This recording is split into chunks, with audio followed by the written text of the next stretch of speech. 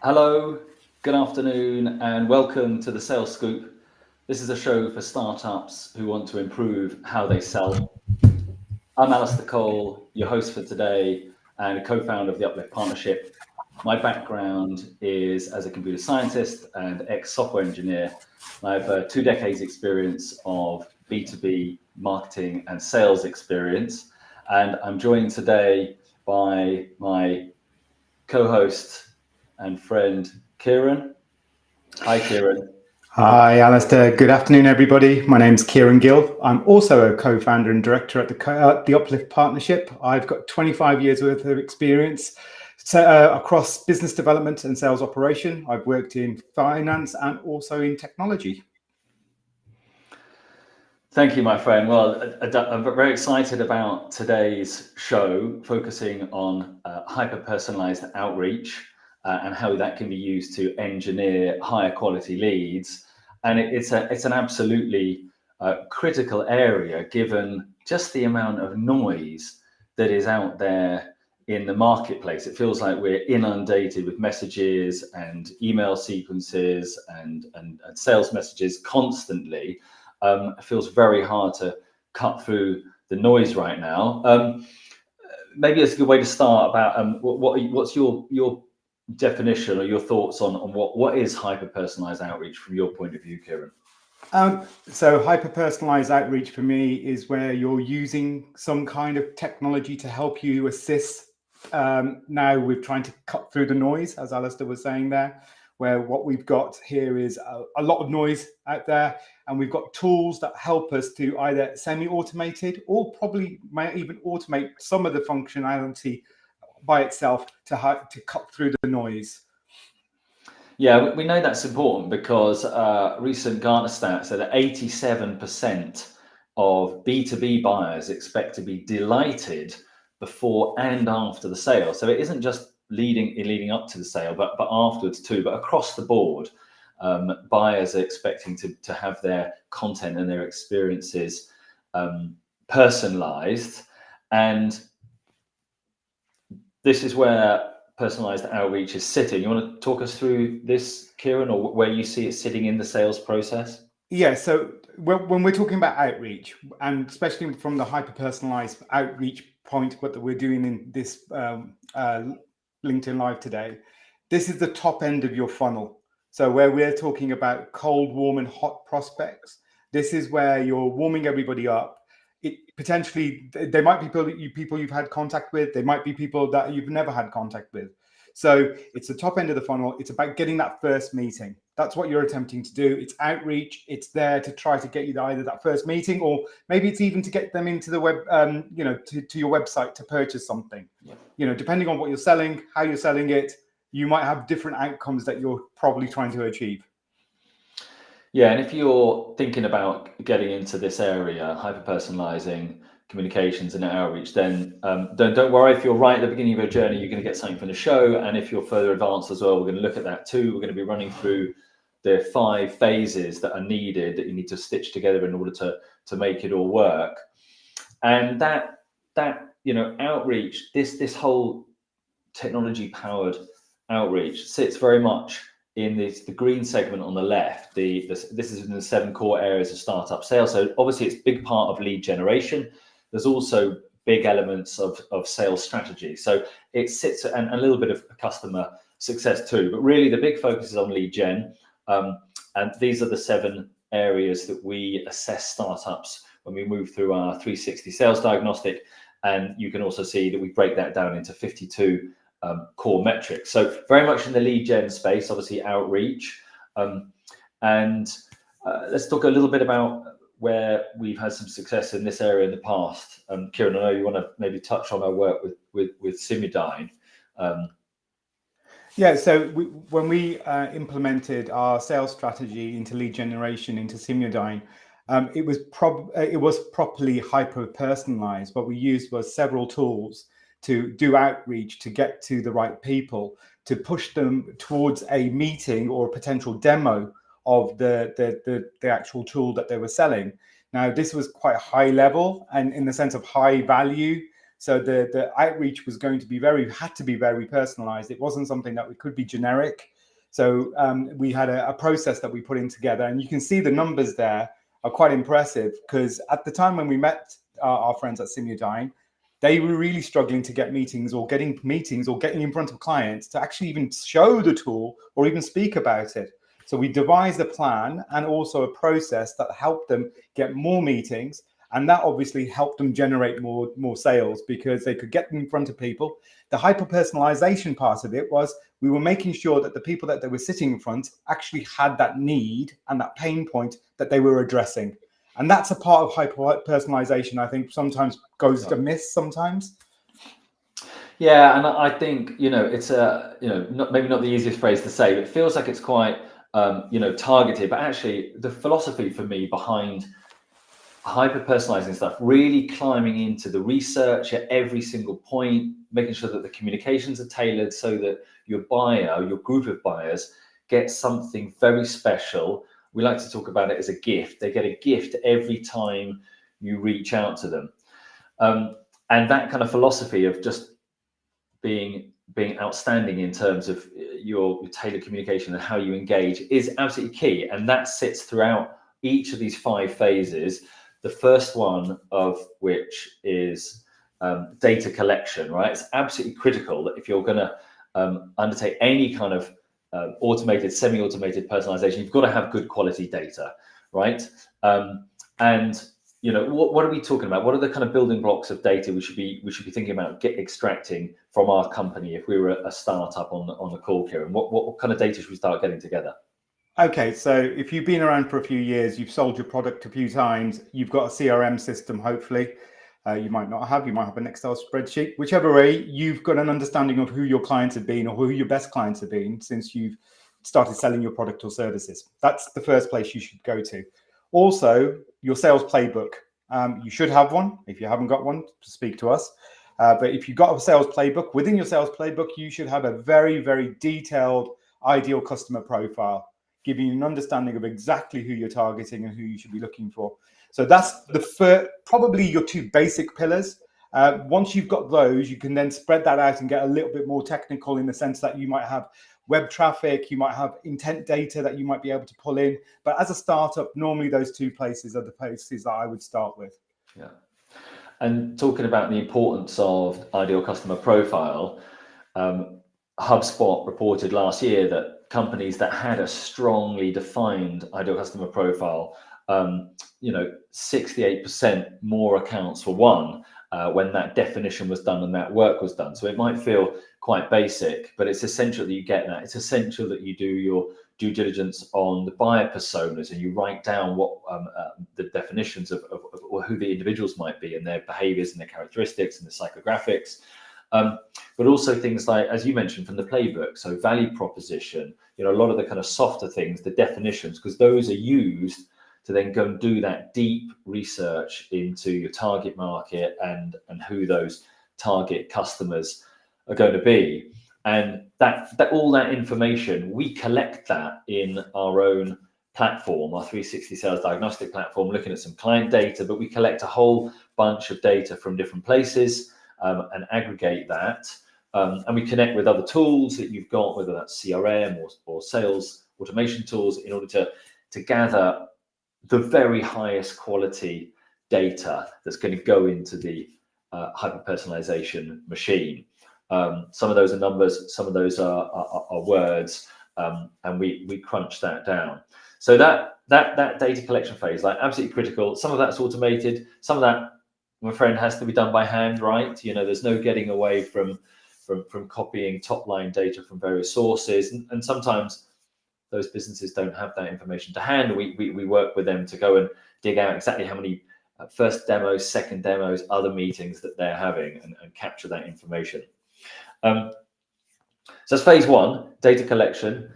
Phase two is research and recommendation. This is where we take all that data that we've mined and we use it to go out there and start our research. What are your, Kieran, what are your favorite research tools right now? What are you using right now that other people should be thinking about? My personal, I think you know that anyway, Alistair, my personal favorite is Apollo.io. It's quite a large platform. Those of you who have not seen it, it's out there. It's really good in the sense that it's a place that you can do your email sequencing in there, but it's also got a lot of data in there about potential clients and customers. You can put your ideal customer profile in there. It'll help you score your ideal customer profile. So you'll be able to start then finding out who's the best fit. You can then go through that data. It links straight away into LinkedIn. So you don't have to, it also moves straight into HubSpot. So it's integrated with all the tools that you're probably using. I use both LinkedIn and HubSpot myself. However, you don't have to. And then what you'll be able to do there is create an actual target list against your ideal customer profile. And the great thing about Apollo, it's going to help you score those to see which ones of those are higher fit and which ones of those are lower. It takes a bit of time, like all of these tools. Don't expect to go in there and try to learn it in 2 minutes. However, valuable as anything once you've got it working, because it saves so much time. Yeah, and I think there's also a healthy component of desk research that's needed in this research and recommendations phase. Going and digging out individual companies, looking at their website, finding out about them. We use tools like ChatGPT and various API connectors with other tools in order to go and suck information and get a very quick digest of whether that target company is one that we want to go after in order that it goes onto the recommendations list or not. So there's all that kind of semi-automated stuff through tools like Apollo and APIs, and then quite a lot of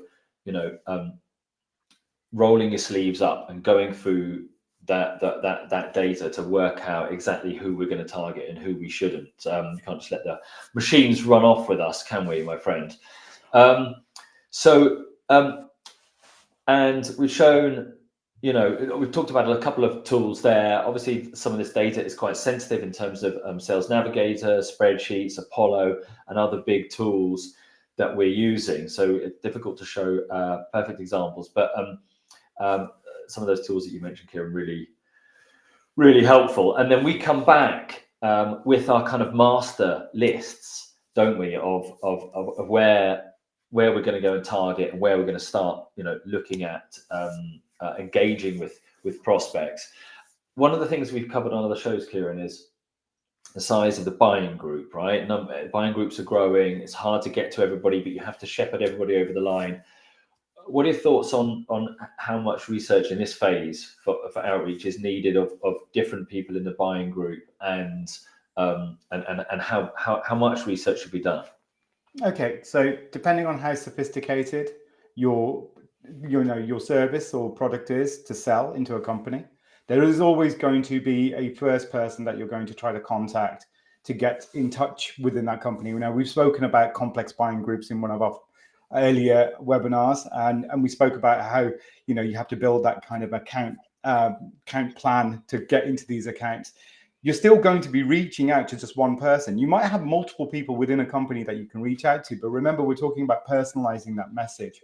So whoever you're going to reach out to, it's going to be probably the ICP, the ideal customer profile that you've done all your homework on, that buying persona, that you say, this is the first point of contact.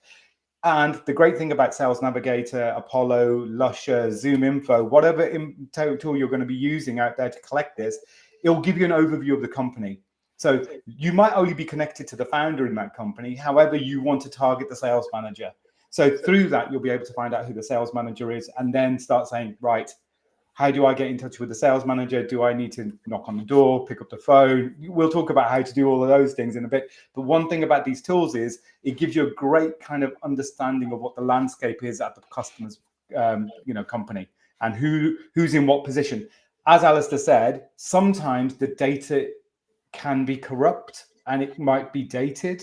And depending on, now it's getting better, but however, I have always found anomalies. That's why you have to do this kind of second sweep of the data.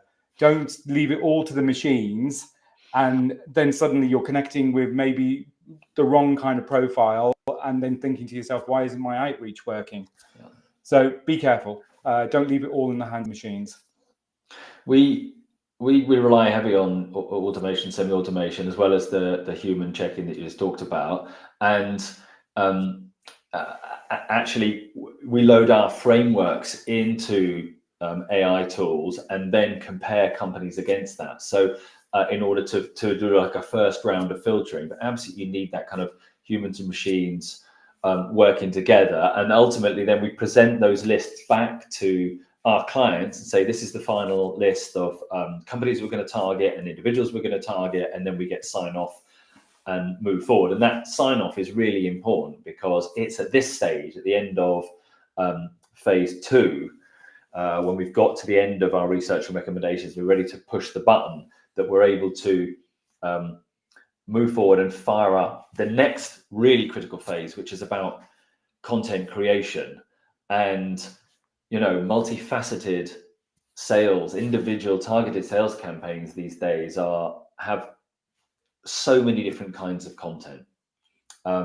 What are your current favorite, for us, what are your favorite weapons of choice or your types of content that you like at the moment, Kieran? What's working for you? Yeah, so it depends on the person that you're outreaching to, isn't it? So please don't feel that one thing is always going to resonate with every single buyer.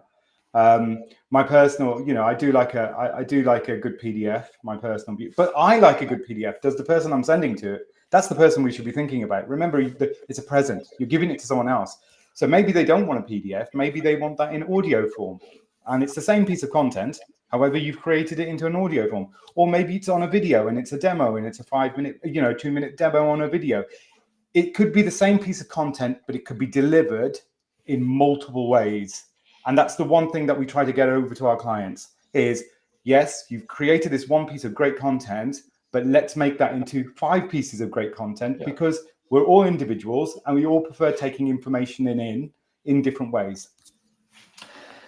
Yeah, there's a real cornucopia of stuff, everything from, simple posts, longer blog articles on thought leadership, highly personalized white papers and 2-pagers and videos, and there's a whole plethora of content that can be created for an individual, and that might feel like impossible for people watching or listening back, but there are numerous tools out there that can help automate, semi-automate some of that.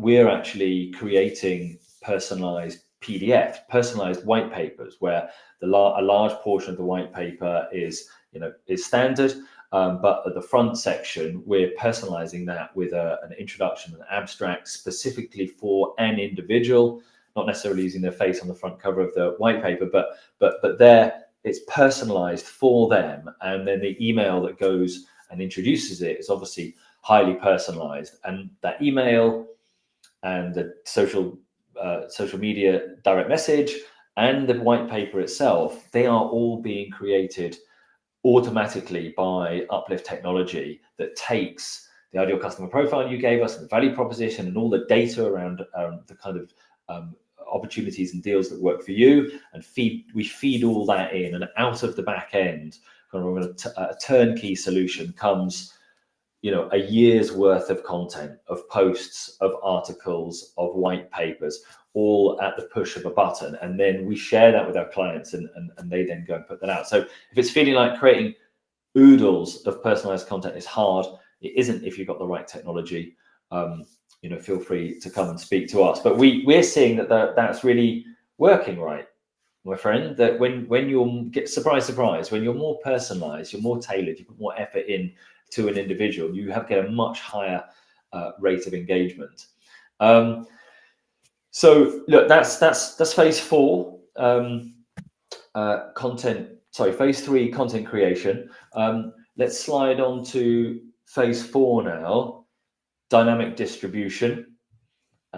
and this is, where you're got your sleeves rolled up, my friend, diving into some of the tools that you've talked about before, other tools that we use for distribution dynamically of content. How does it come together? Talk to us a little bit about this kind of dynamic distribution phase. What's in there, Kieran? So again, going back to the content, you're going to have certain clients that might respond to certain distribution methods more than others. So you've got your top three. What tends to be phone calls. I know not a lot of people do those, but let's call that voice for now. You've got emails and you've got direct messaging. Now you can use those in any such way, and probably now also you've got video in there. Now, these are all different ways of getting, content out to the people that you're trying to talk to. Now, remember, in the early phase, there's chances are that these people are cold and you've never met them. You might have been lucky enough to meet them at an event, or it might be a referral. Whichever way, they don't know you. So you don't actually understand, or you might not have an understanding of how they prefer that content to be, given to them.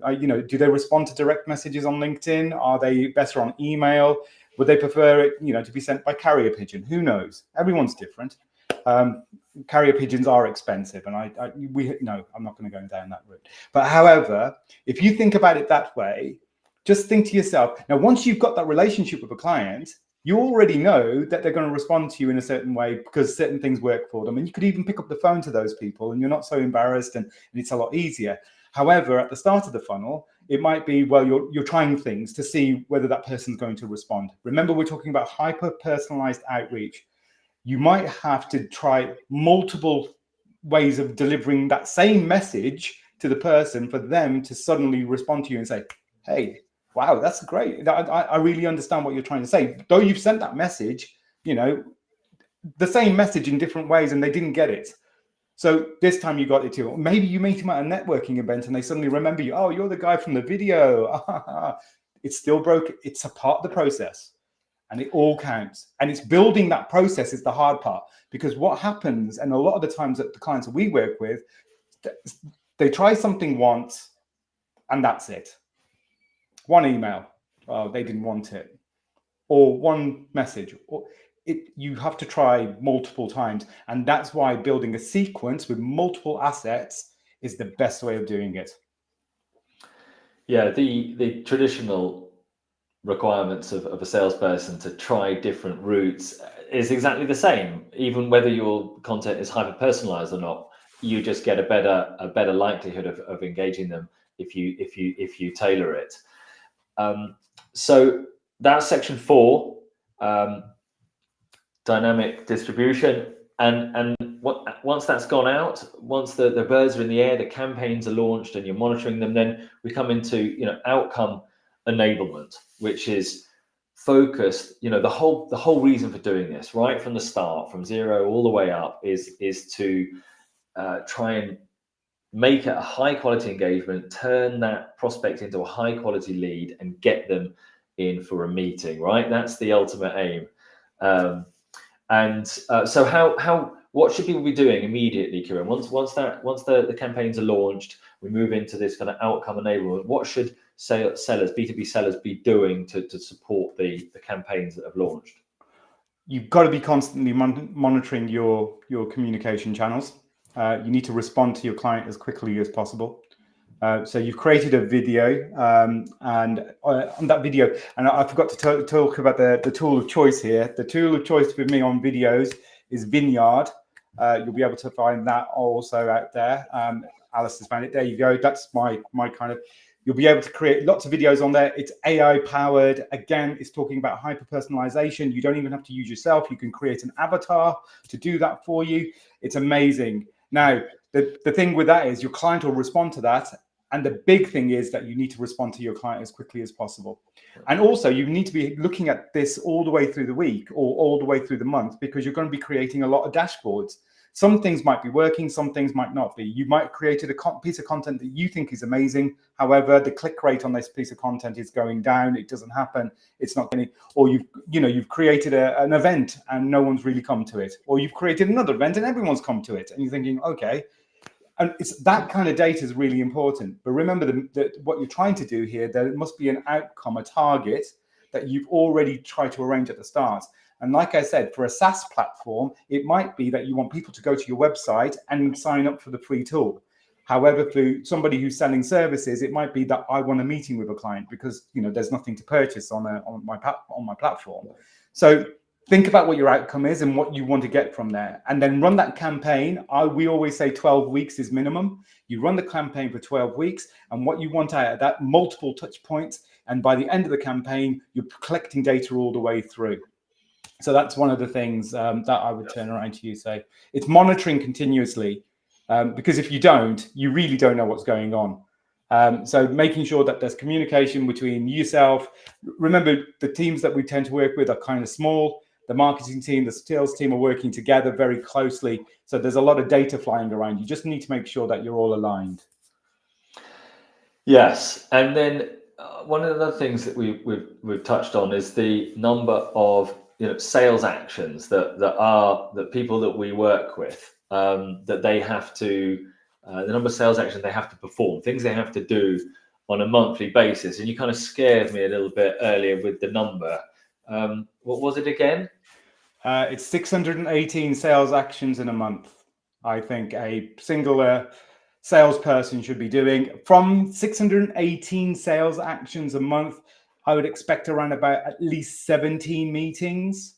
So you're looking at around about 123 conversations to start from those 618. That's about 400 off my hand. That's about 400 prospects that you're trying to reach out into a month.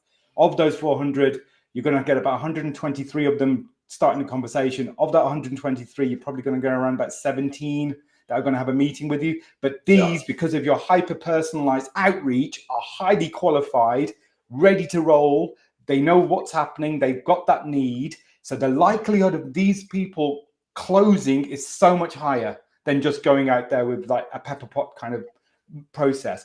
And another tool that I want to talk about here very quickly is something that I've tried out very recently. It's called Sally.pro. These guys are pretty new to the world at the moment. They're coming along. I really like this tool. It's a personalized outreach tool that bolts onto your LinkedIn profile and helps personalize those outreach messages. It's using AI. It's using a lot of ChatGPT in the background. It's well worth a go. So it's Sally, that's SALLE.pro. Go there. I think you'll be able to reach out to the guys there. They'll be able to hook you up. We're not on a commission here. I just think it's something worth trying if you're using LinkedIn as an outreach tool. Yeah. And these kinds of tools that we're talking about are able to automate and semi-automate some of these sales actions. So again, 618 might sound absolutely impossible as a founder, but that includes all the automated actions. So tools can take a lot of the burden away from that number.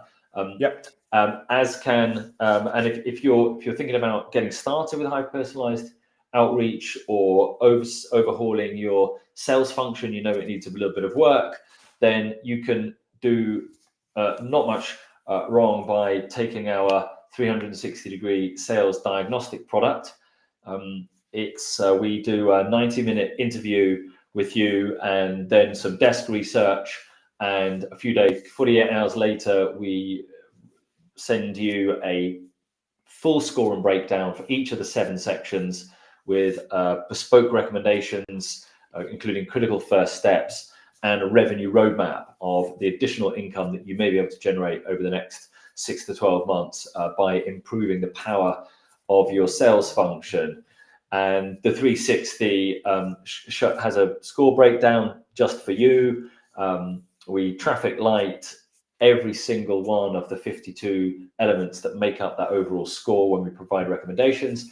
And then the revenue roadmap shows how you've progressed in the last 90 days with both your 360 score, but also your meetings, the deals you've got in the pipeline, what you've closed, and the income that you've generated. So if you're interested in that, you can head over to theupliftpartnership.com/360. It's exactly 12:30, so we've landed right on the button my friend. And really, the last thing is to talk about the next show. So 2 weeks today, we're going to be moving away from the world of hyper technology and into humans and relationship building. So it'll be the regular time, 12 o'clock UK, 7 on the East Coast in America, and 1 p.m. Central European time. That's Tuesday, the 4th of June, titled TBC, but we're going to be climbing into the importance of relationship building. There's a big event coming up next month, isn't there? Yep, it's London Tech Week. So that's the week after. And I think for a lot of us who are networking and trying to build those relationships, you know, it's always good to have a bit of a brush up. Make sure that we're all doing those actions. We're ready and prepared for networking, and especially, you know, there's not so many events that you can go to that might be perfect for you. So, you know, that's a really good one in London. If you guys are around, it would be a pleasure to meet you out there. Yeah, we'll be there at London Tech Week, and I think the focus of next fortnight's show will be, you know, how to extract the most value, which ones you should be going to, and just building relationships virtually as well, because we can't always be in the same place in the new hybrid world. So looking about relationship building in 2024 and beyond. Right, great. I'm going to wrap it up there. Thank you very much for your time. Thank you very much, Alistair. Been great, as always. Yeah, my pleasure. Okay, thanks everybody. Bye.